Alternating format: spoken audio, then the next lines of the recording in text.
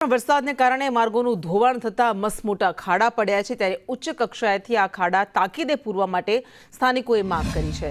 શહેરના 7 રસ્તા સર્કલ પાસે આવેલ મુખ્ય માર્ગ પણ ગાબડાઓની હારમાળાના કારણે મગરની પીઠ જેવો બની ગયો છે, જેનાથી વાહન ચાલકો રીતસર ત્રાહિમામ પોકારી ગયા છે।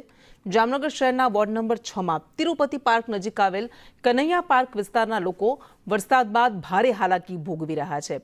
અંદાજે 1 કિલોમીટર લાંબા રસ્તામાં ખાડાઓની હારમાળા સર્જાતા વાહન ચાલકો અને સ્થાનિક લોકો માટે દૈનિક અવરજવર કરવી પડકારરૂપ બની ગઈ છે।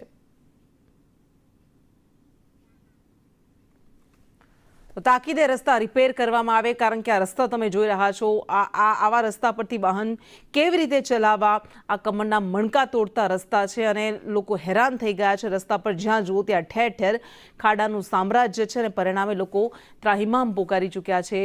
લોકો માંગ કરી રહ્યા છે કે તાકીદે આ રસ્તા પૂરવામાં આવે।